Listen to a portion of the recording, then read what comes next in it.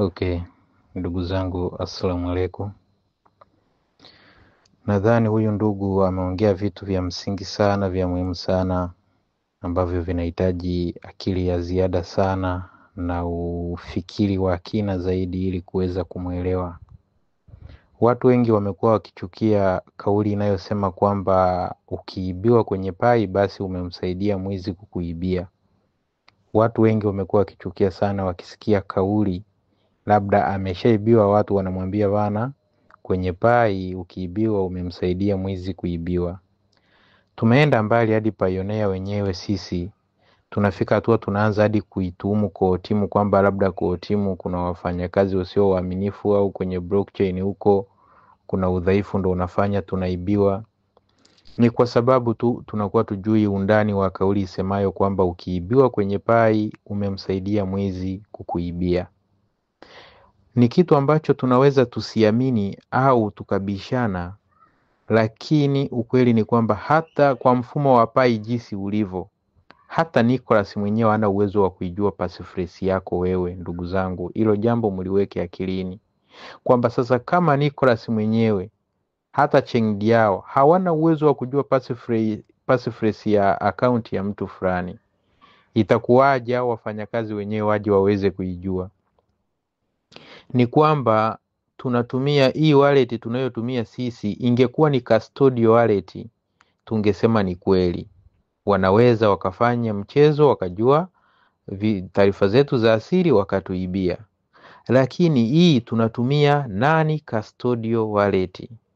Natamani sana ndugu zangu Pioneer warudi waende wasome utofauti wa custodial wallet na nani custodial wallet.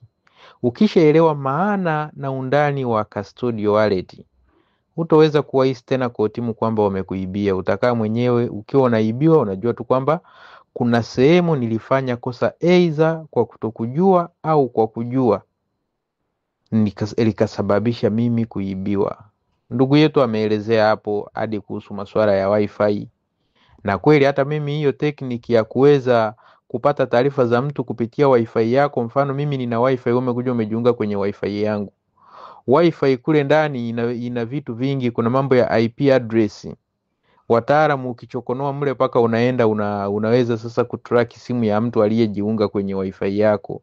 Kuna tekniki nyingi pale walio na taaluma ya IT wanajua jinsi gani wifi inavyoweza kutumika kukuuza wewe, kwa sababu wewe mwenyewe umejiunganisha kwake na yeye mwenyewe ameshafanya settings za kuhakikisha kwamba unayejiunga kwake unauza taarifa. Kwa hiyo ndugu zangu, tunapokuwa tunasema kwamba ukiibiwa kuna sehemu umeacha upenyo ambao umemruhusu mwizi kukuibia, tuliamini hilo neno, tusilibishe, tusilione kama neno la kashifa au la fedhea, isipokuwa tunaweza tukalichukia kwa sababu hatujui undani wake. Lakini haya mambo ya mifumo ya mitandao yana makosa mengi sana ambayo usipoyazingatia utamsaidia mwizi kukuibia pasipo kujua. Mpaka leo hii mimi sitamani kuamini wala kuaminishwa kwamba eti kwa mfumo wa wallet ya pai kuna mtu mwingine hata awe Kootimu eti ana uwezo wa kuingia akakuibia wewe pai zako, isipokuwa ni mistake za kibinadamu ambazo tunazifanya sisi wenyewe huku, labda watu wetu wa karibu wakajua passphrase zetu, au sisi wenyewe tukajichanganya kwenye mitandao. Unakuta wewe unaona kwamba haujawahi sijui kushare passphrase yako, hujawahi kufanya nini, lakini kitu kingine ambacho mnatakiwa kujua ni kwamba sasa hivi kwenye crypto tuna wimbi la ma-app mengi sana, ma-crypto mengi, haya ma-free mining yanayokuja mengi huko, ukienda Play Store yamejazana. Unakuta kuna mtu kwenye simu yake anayo kama 60 ma-app 60 hivi ambayo ana mine. Kuna mengine ndugu zangu sio crypto lili, mengine yanakuja ndo kazi yake hiyo, yanakuja kuspy simu yako, unalidownload, unaingiza mle taarifa zako, linakuspy pale, kwa sababu najua kabisa kwamba watu wengi tuna tabia ya kutumia password moja ili kuepusha ile changamoto ya kusahau. Password unayotumia kwenye pai, siku ikija coin inaitwa Sidra utaweka hiyo hiyo, ikija coin inaitwa B-Network utaweka hiyo hiyo, ikija sijui inaitwa nani utaweka hiyo hiyo. Kwa hiyo anapokuletea lile application utaweka ile email uliyozoea kutumia kwenye crypto, utaweka password yako, ashapata pa kuanzia. Lakini unaweza kuta mle kwenye ile app wewe hujaipima nani usalama wake zidi ya simu yako, Inaweza ikawa kuna app nyingine zinakuambia, zinakuuliza wewe mwenyewe, zinakupa nafasi ya kuruhusu baadhi ya access kwenye simu.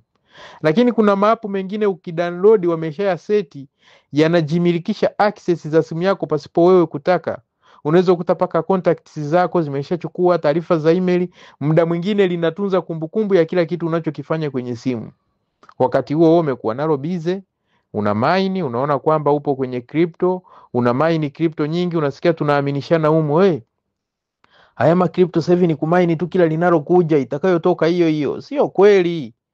Kama wewe kweli ni mwana crypto na maarifa ya crypto, uweze kumaini kila linalokuja. Mimi ukinitumia lazima nichukue muda kuchambua nione inaendana, kama haiendani naachana nayo. Kwa sababu hii changamoto ya sisi kumaini tu kila crypto, alafu sio tu hata crypto, maapu mbalimbali unapita mtandaoni kuta mtu anakuambia kuna app fulani hapa ukiweka kwenye simu yako itakusaidia kusoma taarifa za mpenzi wako kwenye simu yake, au itakusaidia sijui kufanya nini, itakutumia sijui kutumia huduma gani bure. Wewe ujiulizi, aliyetengeneza hii app kwa nini aweke hizo huduma nizipate bure ili hali sehemu zingine zinalipiwa?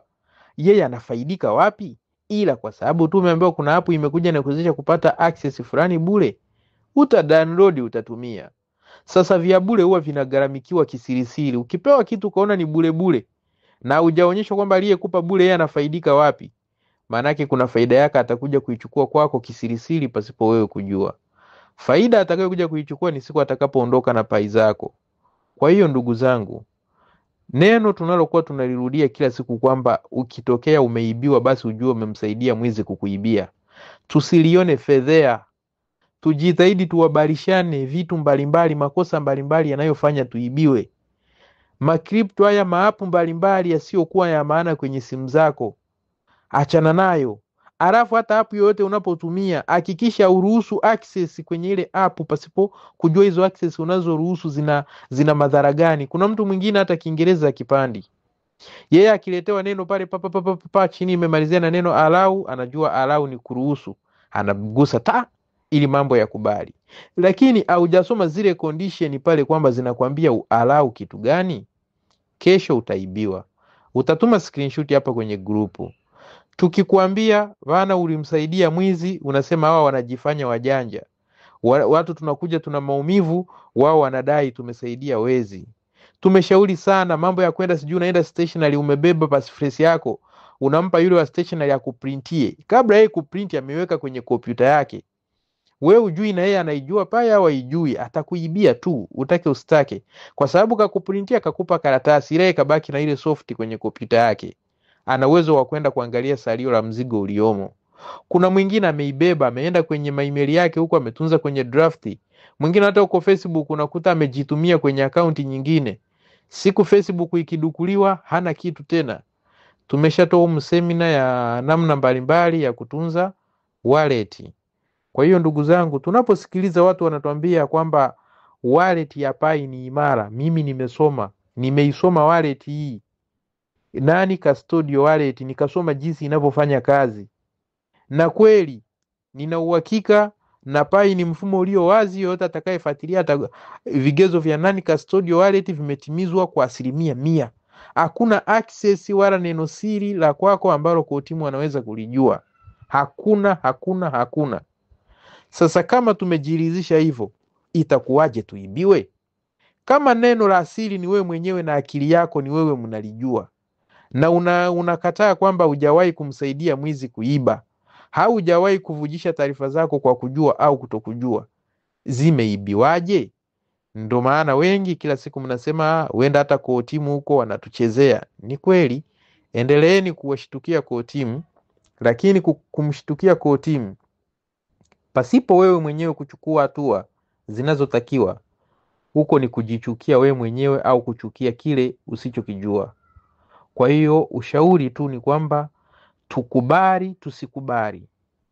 Ukiona mtu umeibiwa, na ndio maana sisi hatusemi tu umefanya makusudi umemsaidia mtu kujua. Tunasema aidha umemsaidia mwizi kwa kujua au kwa kutokujua. Kwa kutokujua, hapo ndipo siri ilipojificha kwenye upeo wenu wa kufikiri.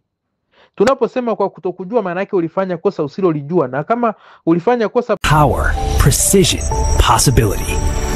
This is Binance. Trade, earn, and grow on the world's leading crypto platform. Install the Binance app today and use referral code 386 to unlock your welcome bonus. Pasipo kulijua, uwezi ukalikumbuka ndugu yangu.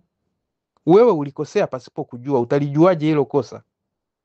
Yani wewe umemtukana mtu ukiwa unahisi umemsifia. Kesho akikwambia kwamba ulimtukana fulani utakubali? Utasema mimi sikumtukana, nilimsifia. Kumbe kwa lugha ya yule mtu wewe ulimtukana.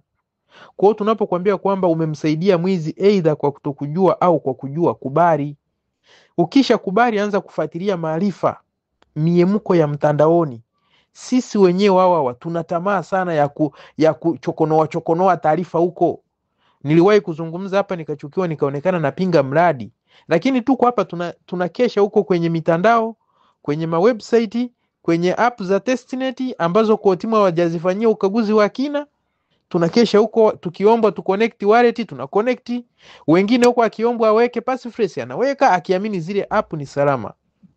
Matokeo yake akiibiwa, akiscreenshot, akileta hapa, ukimwambia huu wizi aidha kwa kutokujua au kwa kujua kuna sehemu ulimsupport mwizi, anabisha, anaona kwamba mnamwambia maneno ya fedhea. Sasa kama mnabisha, mnasema watu wakiwaambia kuna sehemu mnasaidia wezi, mnabisha, mnadhani tutawapa ushauri gani? Tuungane na nyinyi tukubaliane kwamba kwa timu ndo wanatuibia? Jibu ni hapana. Kulikataa tatizo ili hali tatizo lipo, ukajifanya ulioni, huko ni kuruhusu tatizo liendelee kukusumbua.